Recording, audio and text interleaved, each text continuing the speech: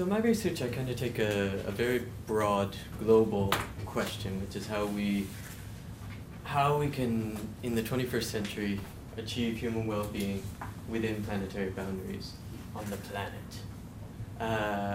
There's most of you will have seen the planetary boundaries research, which over the past 10 years, and really since the limits to growth era, we've been able to quantify these planetary boundaries for the great forces of nature, which are kind of regulating the state of the Earth system.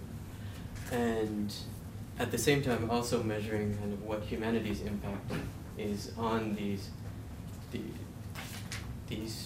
forces. And at the end of the day, it seems that we're transgressing several of them, as you probably know.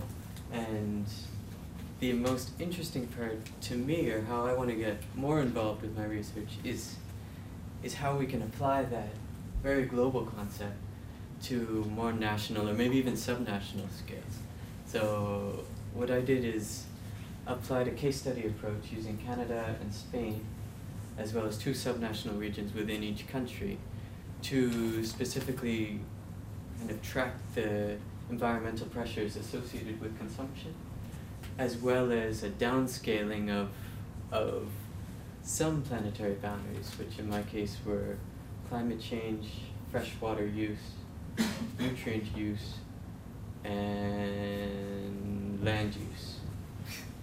And there's some interesting findings out of that, one of them being how difficult it is to downscale this very large global boundaries to a level that may or may not be meaningful at a national or subnational level.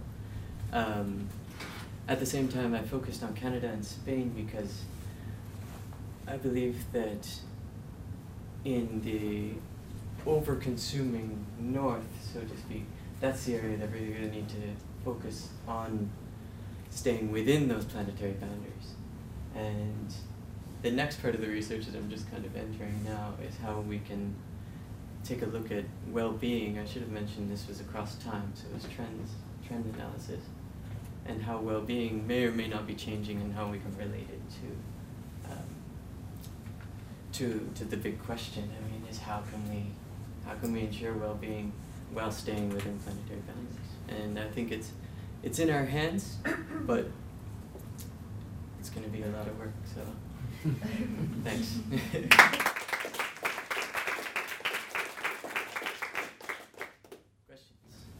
Could you just explain the process a bit more in depth about the downscaling of planetary boundaries?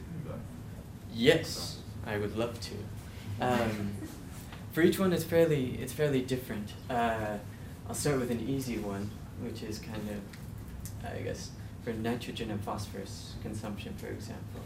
There's data available on fertilizer use by countries, and for the global boundary in that case, it was very broad, where essentially all they did was just find a per capita share of the global boundary and multiply it by the populations, and compare it to what each country was producing. And yeah, climate change was a particularly difficult one that I was very interested in getting something that fit with my preconceptions of fairness, because I've seen one idea that looks at kind of allots a 2-ton per capita limit to everyone, regardless of what country you're in, kind of in that same just divide a limit.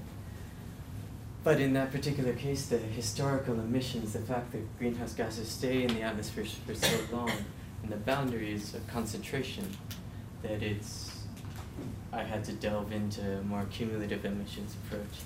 And then I don't think I have time to fully get into all the details, but it was difficult in some cases, and in other cases it wasn't clearly obvious in how the planetary boundaries could be related directly to economic activity. In the case, for example, biodiversity loss, I couldn't really see the mechanisms of how annual production has a clear link there. So yeah, sorry. Perfect timing.